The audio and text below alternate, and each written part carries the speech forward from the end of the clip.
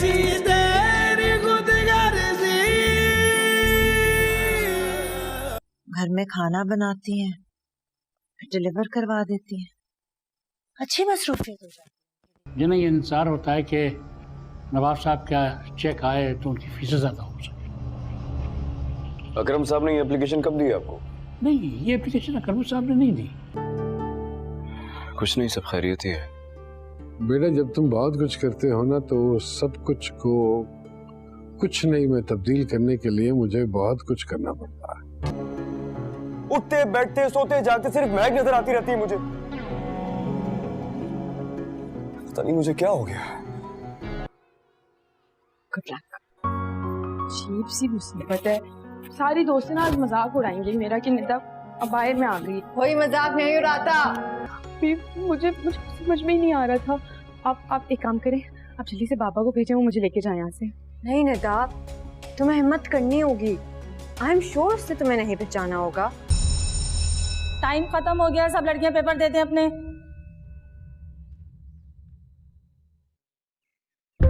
मैंने तुमसे कहा था ना कुछ हासिल नहीं होने वाला। मेरी बात मानो, महक को भूल जाओ। नहीं भूल सकता। वो जमीन की सातवीं तह में भी छुपी होगी ना। अगर लड़के ने तो जिंदगी अजीरन कर दी है। महक सही कहती है, इसका कोई हल निकालना पड़ेगा तुम लोगों को।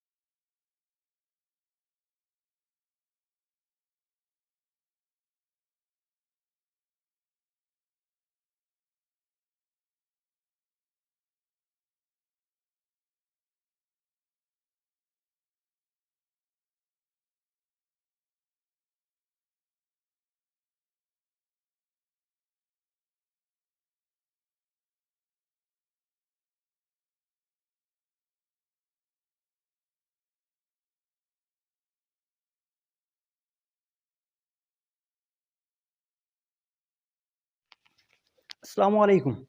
ड्रामा सीरियल कैसी तेरी खुदगर्जी की नेक्स्ट एपिसोड में आप देखेंगे। शमशेर की वालिदा उससे कहती है, बेटा तुम्हारी सारी ख्वाहिशें आर्जी होती हैं और एक दिन तुम सब उन सब ख्वाहिशात से उकता जाते हो। तो शहरोज़ कहता है, अम्मी मुझे सिर्फ़ और सिर्फ महक चाहिए, बस इसके अलावा मैं कुछ भी नहीं चाहता। दूसरी तरफ आप देखेंगे महक का खालू उसकी खाला से कहता है कि मेरी बहन, तुम्हारी बहन मेरे लिए काबिल एहतराम है, लेकिन अब इससे ज़्यादा मैं उसे इस घर में नहीं रह सकता। और उसके बाद शमशेर का अब्बू कहता है, इस लड़के का अकल जल्द ही ठिकाने आ जाएगा। दूसरी तरफ आप देखेंगे महक अपने कज़न से कह रही थी, तुम सिर्फ़ और सिर्फ बातें ही कर सकते हो, इसके अलावा तुम कुछ भी नहीं कर सकते। महक का अब्बू कहता है, आदमी अपने नसीब से कभी भी नहीं भाग सकता, उसका नसीब कहीं ना कहीं कभी ना कभी उसको आकर पकड़ ही लेता है। शहरोज़ की भाभी उसके भाई से कहती है, तुम्हारा भाऊ तुम्हारी इज्जत की धज्जियाँ उड़ा रहा है और तुम चुपचाप बैठे हो, इसलिए मैं ये घर छोड़कर जा रही हूँ। अस्सलाम वालेकुम। तायशा जो कि बारिश में मुकम्मल भीग चुकी थी और 20 मिनट की अनथक मेहनत के बाद उसे एक टैक्सी मिल ही गई। परेशानी से उसकी जान निकल जा रही थी। रूह की तबीयत का सोचते ही उसके आंसू खौफ बखुद निकलना शुरू हो गए। तो टैक्सी वाले को लेकर मतलूबा जगह पहुंची, मगर वहां रुहाब तो क्या उसका नामो निशान तक नहीं था। अब सही मानों में तायशा के हाथ पांव फूले थे, हर तरफ छान मारा गया, मगर वो कहीं नहीं थी। दिल में बड़े बुरे बुरे ख्यालात आ रहे थे, उसे जी भर कर गुस्सा भी आ रहा था। ना ही वो जिद करती और ना ही रुहाब के साथ ये सब होता। जब कुछ ना हो सका तो वो वहीं पहुंचकर बैठकर ज़ोर ज़ोर से रोने लगी। आंखें सुर्ख हो चुकी थीं और जिस्म भी मुसलसल बारिश में भीगने की वजह से हल्का हल्का कपकपा रहा था। होंठ भी सर्दी की वजह से नीले हो चुके थे। बाजी आपको जाना है कि नहीं, और भी काम है। वो रोने में मसरूफ़ थी जब टैक्सी ड्राइवर की झुंझलाई हुई आवाज़ से उसके आंसुओं को ब्रेक लगी तो वो होश की दुनिया में वापस आई। जज जी, आप मुझे गुलबर्ग टाउन ले चलें। उसने बमुश्किल खुद पर काबू पाते हुए कहा और चादर को अच्छे से अपने गिर्द लपेट कर टैक्सी में बैठ गई, जबकि दिल तो सिर्फ रुहाब में अटका हुआ था। इसलिए उसने अपने घर जाने की बजाय रुहाब के घर जाने का फ़ैसला किया था ताकि उसके बाबा को बता सके, या अल्लाह तू मेरी रूह को अपने हिफ्ज़ व अमान में रखना, उसकी मदद करना मेरे मालिक, उसे हर तरह की आफत से महफूज रखना। या अल्लाह तुझे तेरे रहीम होने का वास्ता मेरे मालिक, उसे हर तरह की गंदगी और हवस से महफूज रखना। दिल ही दिल में उसकी सलामती की दुआएं मांगती वो अपने रब से मुखातिब थी। यही हमारे दौर का अलमिया है कि यहाँ एक लड़की को अपनी जान से ज़्यादा इज्जत की फ़िक्र होती है। जहाँ हर तरफ भेड़िए घूमते हैं, कोई अपनों के भेस में तो कोई गैरों के भेस में। यहाँ तो घर में भी लड़कियों की इज्जत महफूज नहीं है। अल्लाह हर बेटी की इज्जत को महफूज रखे, आमीन। रमशा हाथ में पैसे थामे अपनी ही सोच में गुम थी। जब ठाका आवाज़ से दरवाज़ा खोल कर आई, कमरे में दाखिल हुआ तो उसने जल्दी से पीछे छुपा दिए, मगर फिर भी मुकाबिल की दरका नजरें ये मंजर देख चुकी थीं। ए कुक, क्या छुपाया है तूने? हरामजादी, किसका ख़त है तेरे पास? उसके बाप ने नशे में धुत लड़खड़ाते हुई ज़बान पे दर पे कई सवालात की बौछार कर दी और साथ ही गालियां भी बक दी, जिससे रमशा ने अजियत की इंतहा से आंखें बंद करते अपने लहू होते दिल को बामुश्किल से संभाल लिया। बाबा ऐसा कुछ नहीं है मम, तो ये बस किताब छपा रही थी। उसने आंसू जब्त करते कमज़ोर सफाई पेश की, जबकि जानती थी कि उसका बाप किसी भी बात का यकीन नहीं करेगा। और हुआ भी यही, जब वो एकदम इतनी ज़ोर से झाड़ के रिमशा का दिल कांप कर रह गया। चुप कर बदजात ज़बान लड़की, वो भी मुझसे? तो तेरी ज़बान गद्दी से खींच लूँगा कमीनी, तू भी बदजात है अपनी माँ की तरह। उसने ज़बान से आग उगलते हुए उसकी रूह को कई और ज़ख्मों से नवाज दिया और इतनी भी इजाज़त नहीं दी कभी कि वो उन ज़ख्मों पर सी ही कर सके। चल, मेरा मुंह क्या देख रही है? दफ़ा हो यहाँ से और खाना ला मेरे लिए। उसने नफ़रत से उसके खूबसूरत चेहरे को देखते हुए कहा तो वो जल्दी से जान बख्शी होने पर कमरे से बाहर चली गई और वो वहीं उसकी छोड़ी चारपाई पर गिरता आंखें बंद करके दिया जमान से बेखबर हो गया। रमशा किचन के नाम पर मिट्टी से बने उस छोटे से कमरे में आ गई और वो वहीं ज़मीन पर बैठकर एक दफ़ा फिर अपनी किस्मत पर ज़ारों कतार रोने लगी। आखिर क्या कसूर था उसका जो उसे दुनिया में सिर्फ महरूमियाँ ही मिल रही थी। अम्मी जान, ये आपके गाल पर क्या हुआ? अपने छोटे से हाथों से अपनी माँ का चेहरा हाथों में लेकर वो पूछ रही थी और उसकी माँ आंखों में आए आंसुओं को वापस धकेलने की नाकाम कोशिश कर रही थी। कल आपने नमाज नहीं पढ़ी ना, तो अल्लाह ताला ने उसकी सज़ा मुझे दी है। उसकी माँ ने मुस्कुराते हुए कहा तो हैरानगी से अपनी माँ को देखने लगी। अम्मी, नमाज तो मैंने नहीं पढ़ी, तो अल्लाह ताला ने आपको क्यों सज़ा दी? उसने अपनी बड़ी बड़ी सुनहरी आंखों में हैरानगी समोए अपनी माँ से पूछा तो वो हल्का सा मुस्कुरा दी। जी मेरी जान, जब हम अल्लाह से दूरी इख्तियार करते हैं, नमाज और कुरान को भूल जाते हैं, तो हमारे करीबी रिश्तों में हमें आजमा कर देख लेता है ताकि हम उसकी तरफ लौट जाएं। उसे गोद में बिठाए उसकी माँ उसे खुदा के कुर्ब का सबक सिखा रही थी। वो नहीं चाहती थी कि उसकी बेटी कुछ भी गलत सीखे। अम्मी, आपको दर्द क्यों हो रहा है ना? उसकी आंखें फ़ौरन पानी से भर गईं। नहीं चंदा, आप तो मेरी गुड़िया हैं, आपके लिए तो मैं क्या क्या भी सह सकती हूँ, लेकिन मेरी बेटी को वादा करना होगा कि वो किसी भी हाल में नमाज और कुरान को नहीं छोड़ेगी। उसकी आंखें चूमते उसकी माँ ने मोहब्बत से पूछा तो वह फ़ौरन नफ़ी में सर हिला गई। ना जाने कितना ही वक्त हो गया था उसे यहाँ बैठे अपनी माँ को याद करके एक दफ़ा फिर से उसकी आंखें बरसने लगी थीं।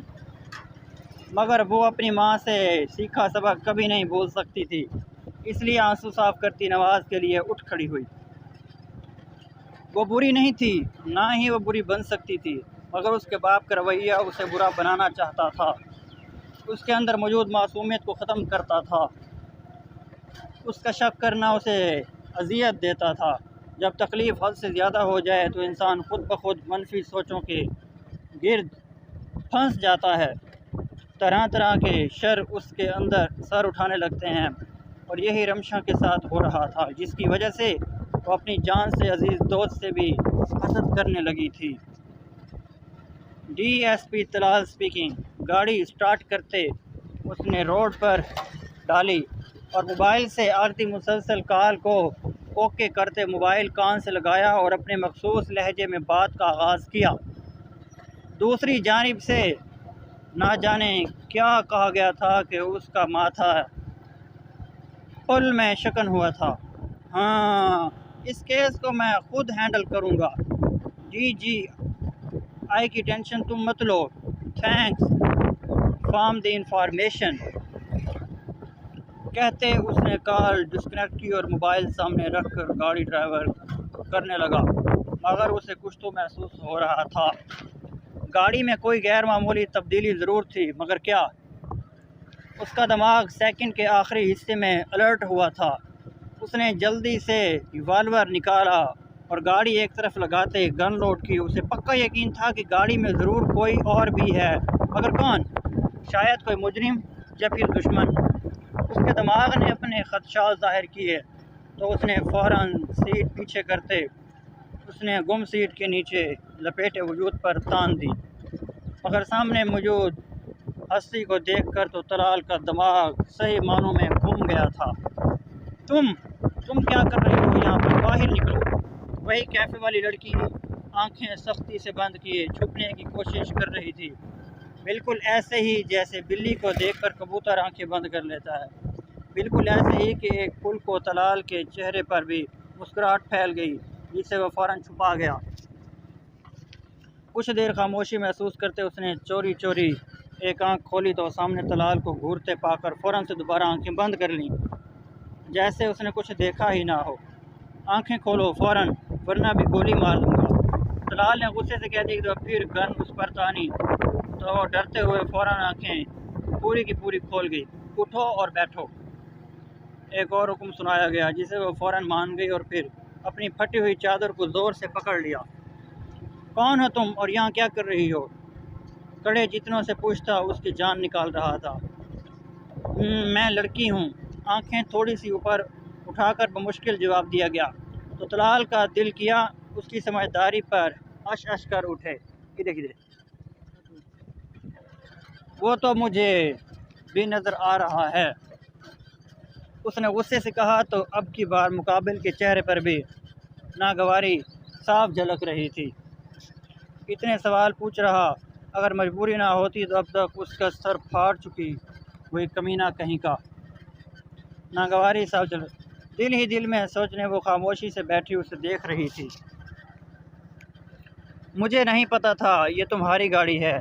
2 लड़के मुझे तंग कर रहे थे, उनसे जान बचाने के लिए मैं उस गाड़ी में घुस गई। दिल में जल तो जलाल तो का विर्द करते उसने आहिस्तगी से जवाब दिया तो तलाल ने मशकूक नज़रों से उसे देखते गन वापस रखी और गाड़ी स्टार्ट कर दी, और वो दिल ही दिल में बच जाने पर खुदा का शुक्र कर रही थी कि उस बला से जान छूटी।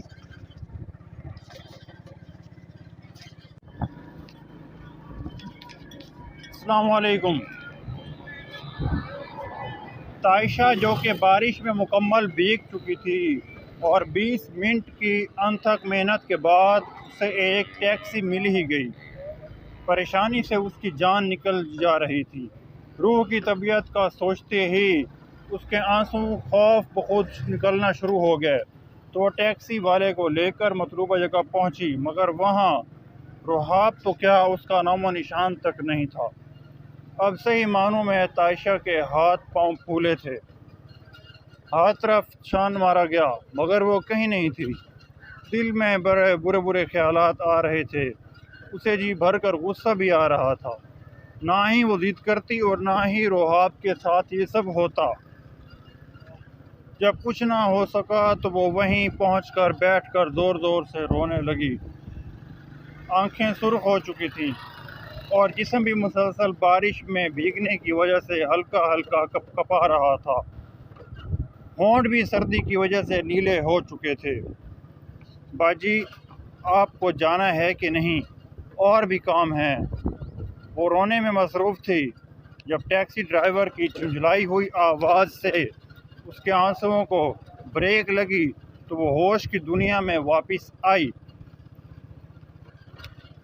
जज जी, आप मुझे गुलबर्ग टाउन ले चलें, उसने बमुश्किल खुद पर काबू पाते हुए कहा और चादर को अच्छे से अपने गिर्द लपेट कर टैक्सी में बैठ गई। जबकि दिल तो सिर्फ रुहाब में अटका हुआ था, इसलिए उसने अपने घर जाने की बजाय रुहाब के घर जाने का फ़ैसला किया था ताकि उसके बाबा को बता सके, या अल्लाह, तू मेरी रूह को अपने हिफ्ज़ व अमान में रखना, उसकी मदद करना मेरे मालिक, उसे हर तरह की आफत से महफूज रखना। या अल्लाह, तुझे तेरे रहीम होने का वास्ता मेरे मालिक, उसे हर तरह की गंदगी और हवस से महफूज रखना। दिल ही दिल में उसकी सलामती की दुआएं मांगती वो अपने रब से मुखातिब थी। यही हमारे दौर का अलमिया है कि यहाँ एक लड़की को अपनी जान से ज़्यादा इज्जत की फ़िक्र होती है। जहाँ हर तरफ भेड़िए घूमते हैं, कोई अपनों के भेस में तो कोई गैरों के भेस में। यहाँ तो घर में भी लड़कियों की इज्जत महफूज नहीं है। अल्लाह हर बेटी की इज्जत को महफूज रखे, आमीन। रमशा हाथ में पैसे थामे अपनी ही सोच में गुम थी। जब ठाका आवाज़ से दरवाज़ा खोल कर आई, कमरे में दाखिल हुआ तो उसने जल्दी से पीछे छुपा दिए। मगर फिर भी मुकाबिल की दरका नजरें ये मंजर देख चुकी थीं। ए कुक, क्या छुपाया है तूने? हरामजादी, किसका ख़त है तेरे पास?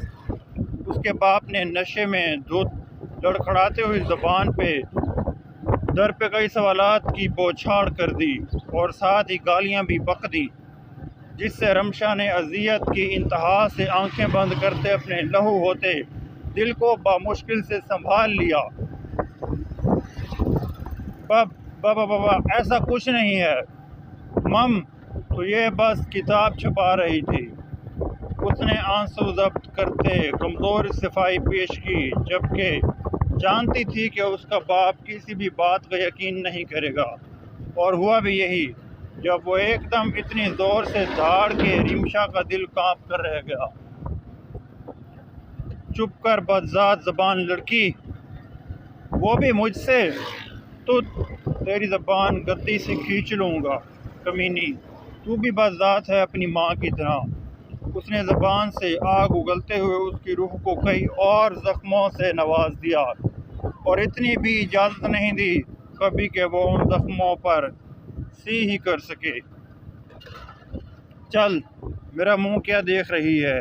दफ़ा हो यहाँ से और खाना ला मेरे लिए। उसने नफ़रत से उसके खूबसूरत चेहरे को देखते हुए कहा तो वो जल्दी से जान बख्शी होने पर कमरे से बाहर चली गई और वो वहीं उसकी छोड़ी चारपाई पर गिरता आंखें बंद करके दिया जमान से बेखबर हो गया। रमशा किचन के नाम पर मिट्टी से बने उस छोटे से कमरे में आ गई और वो वहीं ज़मीन पर बैठकर एक दफ़ा फिर अपनी किस्मत पर ज़ारो कतार रोने लगी। आखिर क्या कसूर था उसका जो उसे दुनिया में सिर्फ महरूमियाँ ही मिल रही थी। अम्मी जान, ये आपके गाल पर क्या हुआ? अपने छोटे से हाथों से अपनी माँ का चेहरा हाथों में लेकर वो पूछ रही थी और उसकी माँ आंखों में आए आंसुओं को वापस धकेलने की नाकाम कोशिश कर रही थी। कल आपने नमाज नहीं पढ़ी, ना तो अल्लाह ताला ने उसकी सज़ा मुझे दी है, उसकी माँ ने मुस्कुराते हुए कहा तो हैरानगी से अपनी माँ को देखने लगी। अम्मी, नमाज तो मैंने नहीं पढ़ी तो अल्लाह ताला ने आपको क्यों सजा दी? उसने अपनी बड़ी बड़ी सुनहरी आंखों में हैरानगी समोए अपनी माँ से पूछा तो वो हल्का सा मुस्कुरा दी। जी मेरी जान, जब हम अल्लाह से दूरी इख्तियार करते हैं,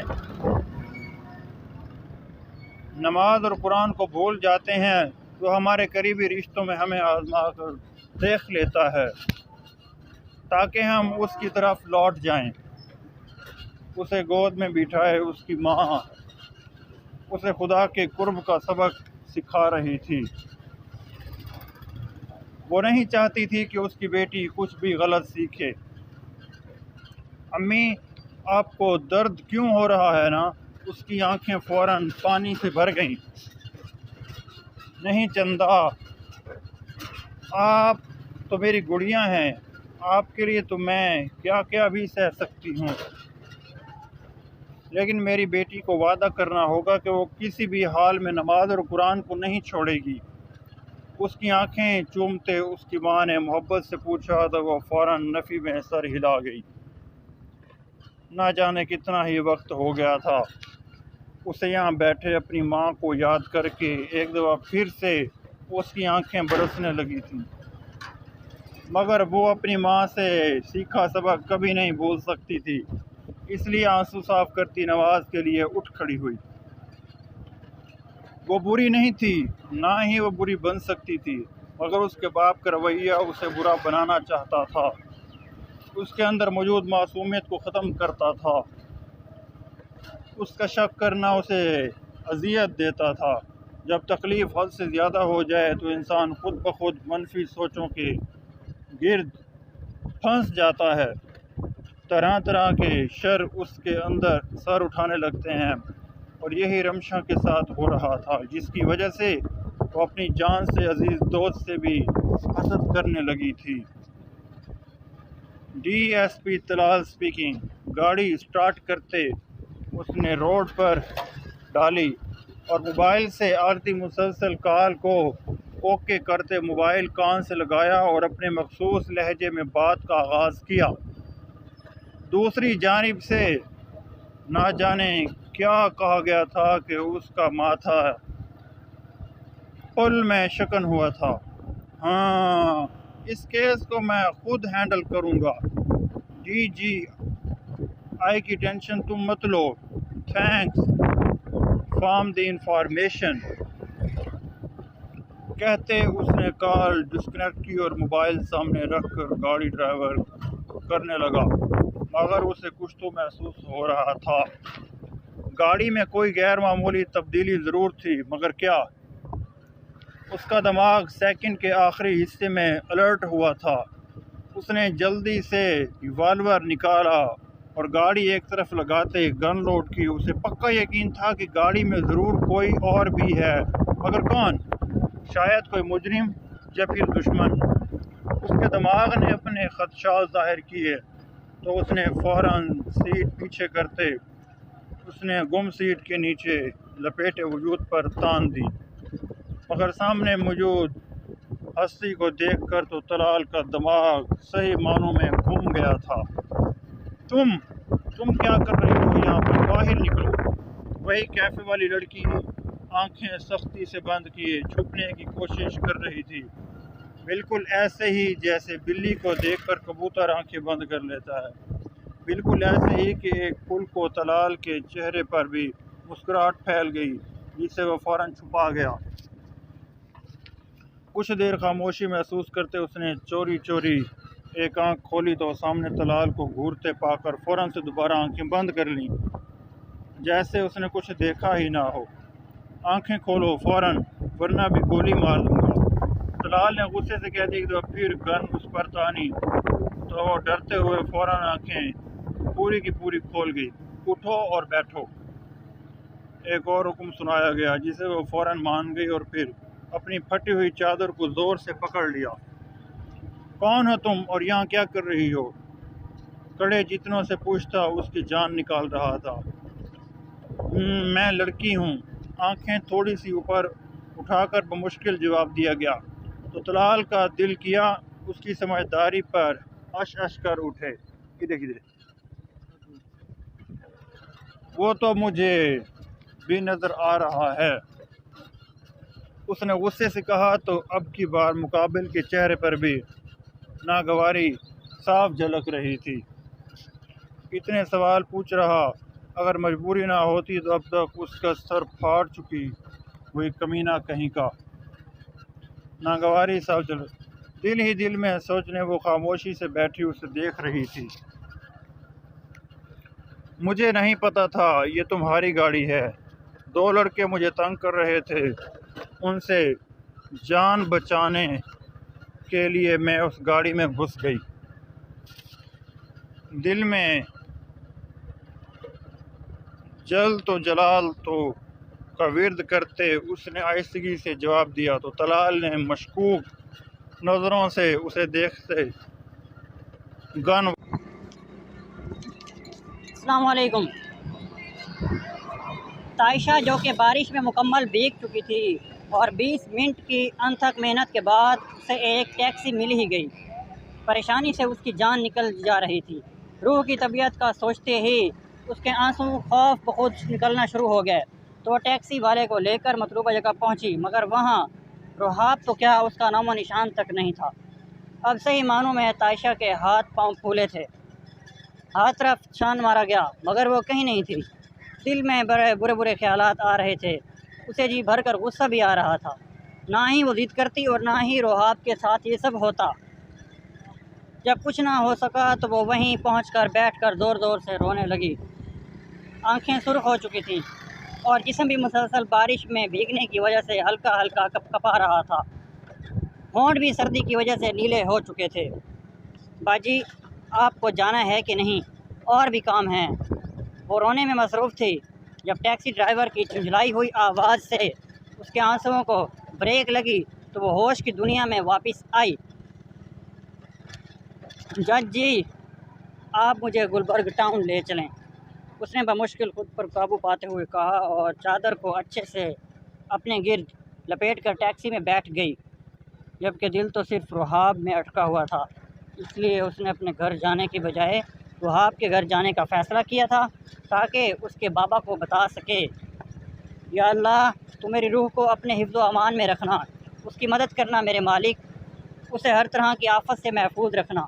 या अल्लाह तुझे तेरे रहीम होने का वास्ता मेरे मालिक, उसे हर तरह की गंदगी और हवस से महफूज रखना। दिल ही दिल में उसकी सलामती की दुआएं मांगती वो अपने रब से मुखातिब थी। यही हमारे दौर का अलमिया है कि यहाँ एक लड़की को अपनी जान से ज़्यादा इज्जत की फ़िक्र होती है। जहाँ हर तरफ भेड़िए घूमते हैं, कोई अपनों के भेस में तो कोई गैरों के भेस में, यहाँ तो घर में भी लड़कियों की इज्जत महफूज नहीं है। अल्लाह हर बेटी की इज्जत को महफूज रखे, आमीन। हमशा हाथ में पैसे थामे अपनी ही सोच में गुम थी। जब ठाका आवाज़ से दरवाज़ा खोल कर आई, कमरे में दाखिल हुआ तो उसने जल्दी से पीछे छुपा दिए, मगर फिर भी मुकाबिल की दरका नजरें ये मंजर देख चुकी थीं। ए कुक, क्या छुपाया है तूने? हरामजादी, किसका ख़त है तेरे पास?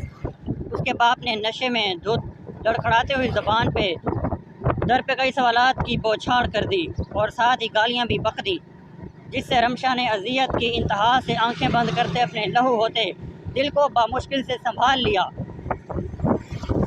बाबा ऐसा कुछ नहीं है मम, तो ये बस किताब छुपा रही थी। उसने आंसू जब्त करते कमज़ोर सफाई पेश की, जबकि जानती थी कि उसका बाप किसी भी बात का यकीन नहीं करेगा।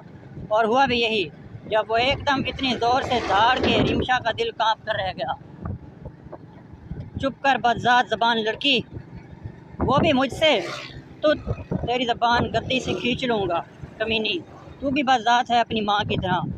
उसने ज़बान से आग उगलते हुए उसकी रूह को कई और ज़ख्मों से नवाज दिया और इतनी भी इजाज़त नहीं दी कभी कि वो उन ज़ख्मों पर सी ही कर सके। चल, मेरा मुंह क्या देख रही है? दफ़ा हो यहाँ से और खाना ला मेरे लिए। उसने नफ़रत से उसके खूबसूरत चेहरे को देखते हुए कहा तो वह जल्दी से जान बख्शी होने पर कमरे से बाहर चली गई और वो वहीं उसकी छोड़ी चारपाई पर गिरता आंखें बंद करके दिया जमान से बेखबर हो गया। रमशा किचन के नाम पर मिट्टी से बने उस छोटे से कमरे में आ गई और वो वहीं ज़मीन पर बैठकर एक दफ़ा फिर अपनी किस्मत पर ज़ारो कतार रोने लगी। आखिर क्या कसूर था उसका जो उसे दुनिया में सिर्फ महरूमियाँ ही मिल रही थी। अम्मी जान, ये आपके गाल पर क्या हुआ? अपने छोटे से हाथों से अपनी माँ का चेहरा हाथों में लेकर वो पूछ रही थी और उसकी माँ आंखों में आए आंसुओं को वापस धकेलने की नाकाम कोशिश कर रही थी। कल आपने नमाज नहीं पढ़ी ना, तो अल्लाह ताला ने उसकी सज़ा मुझे दी है, उसकी माँ ने मुस्कुराते हुए कहा तो हैरानगी से अपनी माँ को देखने लगी। अम्मी, नमाज तो मैंने नहीं पढ़ी, तो अल्लाह ताला ने आपको क्यों सज़ा दी? उसने अपनी बड़ी बड़ी सुनहरी आंखों में हैरानगी समोए अपनी माँ से पूछा तो वो हल्का सा मुस्कुरा दी। जी मेरी जान, जब हम अल्लाह से दूरी इख्तियार करते हैं, नमाज और कुरान को भूल जाते हैं, तो हमारे करीबी रिश्तों में हमें आजमा कर देख लेता है ताकि हम उसकी तरफ लौट जाएं। उसे गोद में बिठाए उसकी माँ उसे खुदा के कुर्ब का सबक सिखा रही थी। वो नहीं चाहती थी कि उसकी बेटी कुछ भी गलत सीखे। अम्मी, आपको दर्द क्यों हो रहा है ना? उसकी आंखें फ़ौरन पानी से भर गईं। नहीं चंदा, आप तो मेरी गुड़िया हैं, आपके लिए तो मैं क्या क्या भी सह सकती हूँ, लेकिन मेरी बेटी को वादा करना होगा कि वो किसी भी हाल में नमाज और कुरान को नहीं छोड़ेगी। उसकी आंखें चूमते उसकी माँ ने मोहब्बत से पूछा तो वह फ़ौरन नफ़ी में सर हिला गई। ना जाने कितना ही वक्त हो गया था उसे यहाँ बैठे अपनी माँ को याद करके एक दफ़ा फिर से उसकी आंखें बरसने लगी थीं, मगर वो अपनी माँ से सीखा सबक कभी नहीं भूल सकती थी, इसलिए आंसू साफ करती नमाज के लिए उठ खड़ी हुई। वो बुरी नहीं थी, ना ही वो बुरी बन सकती थी, मगर उसके बाप का रवैया उसे बुरा बनाना चाहता था। उसके अंदर मौजूद मासूमियत को ख़त्म करता था। उसका शक करना उसे अजियत देता था। जब तकलीफ़ हद से ज़्यादा हो जाए तो इंसान खुद ब खुद मनफी सोचों के गिर्द फंस जाता है। तरह तरह के शर उसके अंदर सर उठाने लगते हैं और यही रमशा के साथ हो रहा था, जिसकी वजह से वो अपनी जान से अजीज़ दोस्त से भी हसद करने लगी थी। DSP Talal speaking. गाड़ी स्टार्ट करते उसने रोड पर डाली और मोबाइल से आरती मुसलसल कॉल को ओके करते मोबाइल कान से लगाया और अपने मखसूस लहजे में बात का आगाज़ किया। दूसरी जानिब से ना जाने क्या कहा गया था कि उसका माथा पुल में शकन हुआ था। हाँ, इस केस को मैं खुद हैंडल करूँगा। जी, आई की टेंशन तुम मत लो, थैंक्स फ्रॉम द इंफॉर्मेशन। कहते उसने कॉल डिस्कनेक्ट की और मोबाइल सामने रख कर गाड़ी ड्राइवर करने लगा, मगर उसे कुछ तो महसूस हो रहा था। गाड़ी में कोई गैर मामूली तब्दीली ज़रूर थी, मगर क्या? उसका दिमाग सेकंड के आखिरी हिस्से में अलर्ट हुआ था। उसने जल्दी से रिवॉल्वर निकाला और गाड़ी एक तरफ लगाते गन लोड की। उसे पक्का यकीन था कि गाड़ी में ज़रूर कोई और भी है, मगर कौन? शायद कोई मुजरिम या फिर दुश्मन। उसके दिमाग ने अपने खदशात ज़ाहिर किए तो उसने फ़ौरन सीट पीछे करते उसने गुम सीट के नीचे लपेटे वजूद पर तान दी, मगर सामने मौजूद हस्ती को देखकर तो तलाल का दिमाग सही मानों में घूम गया था। तुम क्या कर रही हो यहाँ पर? बाहर निकलो। वही कैफ़े वाली लड़की आंखें सख्ती से बंद किए छुपने की कोशिश कर रही थी, बिल्कुल ऐसे ही जैसे बिल्ली को देखकर कबूतर आंखें बंद कर लेता है। बिल्कुल ऐसे ही कि एक पुल को तलाल के चेहरे पर भी मुस्कुराहट फैल गई, जिससे वह फ़ौरन छुपा गया। कुछ देर खामोशी महसूस करते उसने चोरी चोरी एक आंख खोली तो सामने तलाल को घूरते पाकर फ़ौरन से दोबारा आंखें बंद कर लीं, जैसे उसने कुछ देखा ही ना हो। आंखें खोलो फ़ौरन, वरना भी गोली मार दूँगा। तलाल ने गुस्से से कह दी तो फिर गन उस पर तानी तो डरते हुए फ़ौरन आंखें पूरी की पूरी खोल गई। उठो और बैठो। एक और हुक्म सुनाया गया, जिसे वो फ़ौरन मान गई और फिर अपनी फटी हुई चादर को ज़ोर से पकड़ लिया। कौन हो तुम और यहाँ क्या कर रही हो? कड़े जितनों से पूछता उसकी जान निकाल रहा था। मैं लड़की हूँ।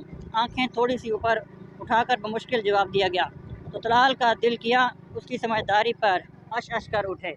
इधर वो तो मुझे भी नज़र आ रहा है, उसने गुस्से से कहा तो अब की बार मुकाबिल के चेहरे पर भी नागवारी साफ झलक रही थी। इतने सवाल पूछ रहा अगर मजबूरी ना होती तो अब तक उसका सर फाड़ चुकी वही कमीना कहीं का। नागवारी साहब चल दिल ही दिल में सोचने वो खामोशी से बैठी उसे देख रही थी। मुझे नहीं पता था ये तुम्हारी गाड़ी है। 2 लड़के मुझे तंग कर रहे थे, उनसे जान बचाने के लिए मैं उस गाड़ी में घुस गई। दिल में जल तो जलाल तो का विर्द करते उसने आहिस्तगी से जवाब दिया तो तलाल ने मशकूक नज़रों से उसे देखते गन वापस रखी और गाड़ी स्टार्ट कर दी और वो दिल ही दिल में बच जाने पर खुदा का शुक्र कर रही थी कि उस बला से जान छूटी। वहीं ज़मीन पर बैठकर एक दफ़ा फिर अपनी किस्मत पर ज़ारो कतार रोने लगी। आखिर क्या कसूर था उसका जो उसे दुनिया में सिर्फ महरूमियाँ ही मिल रही थी। अम्मी जान, ये आपके गाल पर क्या हुआ? अपने छोटे से हाथों से अपनी माँ का चेहरा हाथों में लेकर वो पूछ रही थी और उसकी माँ आंखों में आए आंसुओं को वापस धकेलने की नाकाम कोशिश कर रही थी। कल आपने नमाज नहीं पढ़ी, ना तो अल्लाह ताला ने उसकी सज़ा मुझे दी है, उसकी माँ ने मुस्कुराते हुए कहा तो हैरानगी से अपनी माँ को देखने लगी। अम्मी, नमाज तो मैंने नहीं पढ़ी तो अल्लाह ताला ने आपको क्यों सज़ा दी? उसने अपनी बड़ी बड़ी सुनहरी आंखों में हैरानगी समोए अपनी माँ से पूछा तो वो हल्का सा मुस्कुरा दी। जी मेरी जान, जब हम अल्लाह से दूरी इख्तियार करते हैं, नमाज और कुरान को भूल जाते हैं तो हमारे करीबी रिश्तों में हमें आजमा कर देख लेता है ताकि हम उसकी तरफ लौट जाएं। उसे गोद में बिठाए उसकी माँ उसे खुदा के कुर्ब का सबक सिखा रही थी। वो नहीं चाहती थी कि उसकी बेटी कुछ भी गलत सीखे। अम्मी, आपको दर्द क्यों हो रहा है ना? उसकी आंखें फ़ौरन पानी से भर गईं। नहीं चंदा, आप तो मेरी गुड़िया हैं, आपके लिए तो मैं क्या क्या भी सह सकती हूँ, लेकिन मेरी बेटी को वादा करना होगा कि वो किसी भी हाल में नमाज और कुरान को नहीं छोड़ेगी। उसकी आंखें चूमते उसकी माँ ने मोहब्बत से पूछा तो वह फ़ौरन नफ़ी में सर हिला गई। ना जाने कितना ही वक्त हो गया था उसे यहाँ बैठे अपनी माँ को याद करके एक दफ़ा फिर से उसकी आंखें बरसने लगी थीं, मगर वो अपनी माँ से सीखा सबक कभी नहीं भूल सकती थी, इसलिए आंसू साफ करती नमाज के लिए उठ खड़ी हुई। वो बुरी नहीं थी, ना ही वो बुरी बन सकती थी, मगर उसके बाप का रवैया उसे बुरा बनाना चाहता था, उसके अंदर मौजूद मासूमियत को ख़त्म करता था। उसका शक करना उसे अजियत देता था। जब तकलीफ़ हद से ज़्यादा हो जाए तो इंसान खुद ब खुद मनफी सोचों के गिर्द फंस जाता है। तरह तरह के शर उसके अंदर सर उठाने लगते हैं और यही रमशा के साथ हो रहा था, जिसकी वजह से वो अपनी जान से अजीज़ दोस्त से भी हसद करने लगी थी। DSP Talal speaking. गाड़ी स्टार्ट करते उसने रोड पर डाली और मोबाइल से आरती मुसलसल कॉल को ओके करते मोबाइल कान से लगाया और अपने मखसूस लहजे में बात का आगाज़ किया। दूसरी जानिब से ना जाने क्या कहा गया था कि उसका माथा पुल में शकन हुआ था। हाँ, इस केस को मैं खुद हैंडल करूँगा। जी, आई की टेंशन तुम मत लो। Thanks for the information. कहते उसने कॉल डिस्कनेक्ट की और मोबाइल सामने रखकर गाड़ी ड्राइवर करने लगा, मगर उसे कुछ तो महसूस हो रहा था। गाड़ी में कोई गैर मामूली तब्दीली ज़रूर थी, मगर क्या? उसका दिमाग सेकंड के आखिरी हिस्से में अलर्ट हुआ था। उसने जल्दी से रिवॉल्वर निकाला और गाड़ी एक तरफ लगाते गन लोड की। उसे पक्का यकीन था कि गाड़ी में ज़रूर कोई और भी है, मगर कौन? शायद कोई मुजरिम या फिर दुश्मन। उसके दिमाग ने अपने खदशात ज़ाहिर किए तो उसने फ़ौरन सीट पीछे करते उसने गुम सीट के नीचे लपेटे वजूद पर तान दी, मगर सामने मौजूद हस्ती को देखकर तो तलाल का दिमाग सही मानों में घूम गया था। तुम क्या कर रही हो यहाँ पर? बाहर निकलो। वही कैफे वाली लड़की आंखें सख्ती से बंद किए छुपने की कोशिश कर रही थी, बिल्कुल ऐसे ही जैसे बिल्ली को देखकर कबूतर आंखें बंद कर लेता है। बिल्कुल ऐसे ही कि एक फूल को तलाल के चेहरे पर भी मुस्कुराहट फैल गई, जिससे वह फौरन छुपा गया। कुछ देर खामोशी महसूस करते उसने चोरी चोरी एक आंख खोली तो सामने तलाल को घूरते पाकर फौरन से दोबारा आंखें बंद कर लीं, जैसे उसने कुछ देखा ही ना हो। आंखें खोलो फौरन, वरना भी गोली मार दूंगा। तलाल ने गुस्से से कह दिया कि फिर गन उस